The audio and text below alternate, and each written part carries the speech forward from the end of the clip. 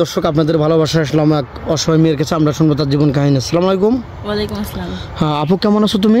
জি ভাই, ভালো আছি। আপনি কেমন আছেন? হ্যাঁ, আল্লাহ তাআলা খুবই ভালো রাখছে।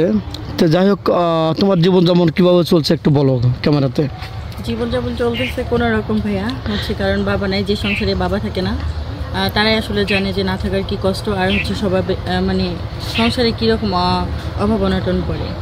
আচ্ছা, যাই হোক, তোমার সংসারটা তো তোমার আম্মুর উপর চলে না? জি, আম্মু দেন আমি যথেষ্ট বড় হয়েছি, আমি টিউশনি করি। দেন আমার নানা, আমার দাদু আছে, সবাই তারা একটু হেল্প করে, এইভাবে চলে আর কি।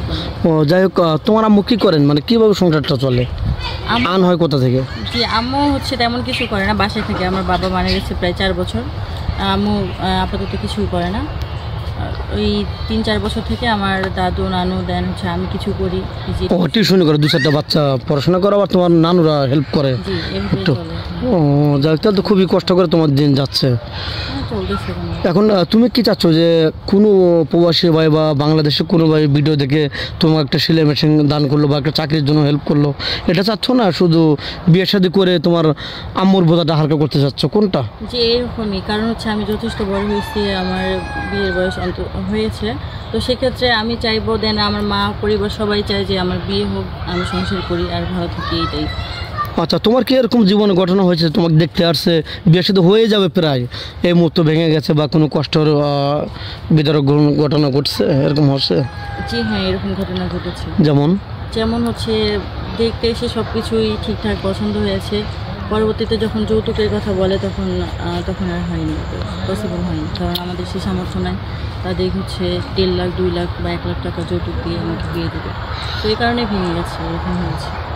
ও তাহলে তো খুবই কষ্ট, আর সে কষ্ট আর কিছু হয়ে থাকে না।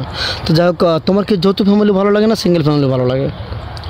যৌথ ফ্যামিলি ভালো লাগে। এমনটা কেন? এখন তো মানুষ শুধু স্বামীকে চায়, আর কাউকে ভালো লাগে না। এখন সেই ক্ষেত্রে বলবো, যদি আমি মনে করি স্বামীর ভালোবাসাটাই সবচেয়ে বড় কিছু। সে যদি আমাকে এখন যৌথ ফ্যামিলির সঙ্গে রাখবে, নয়তো বা নিজের কাছে রাখতে পারে, আমার কোনো সমস্যা নেই। কারণ চার ফ্যামিলি তার কাছে বসে না, অনেকের কাছে ফ্যামিলি প্রিয়, অনেকের কাছে একা থাকা ভালো লাগে। তো আমার কোনো আপত্তি নেই। হ্যাঁ হ্যাঁ, বুঝতে পারছি। তো যাই হোক, তোমার ভালো এক মেয়ের সাথে বিয়ে হলো, সে প্রবাসে থাকে। তোমাকে যদি প্রশ্ন করে যে তুমি কোথায় ঘুরতে যাবে, তো বাংলাদেশের 64 জেলার ভিতরে কোন জেলাটা ভালো লাগে, কোথায় ঘুরতে আসবা স্বামীকে নিয়ে? সেভাবে কোনো কিছু প্ল্যান করা হয়নি, তবে বাংলাদেশের মধ্যে অনেক জায়গায় ইচ্ছে আছে, তবে কোনো সামর্থ্য নেই। সেক্ষেত্রে উনি যদি খুশি মনে কোথাও নিয়ে যেতে চায়, সেখানেই যাবে। আমার আচ্ছা, ওকে।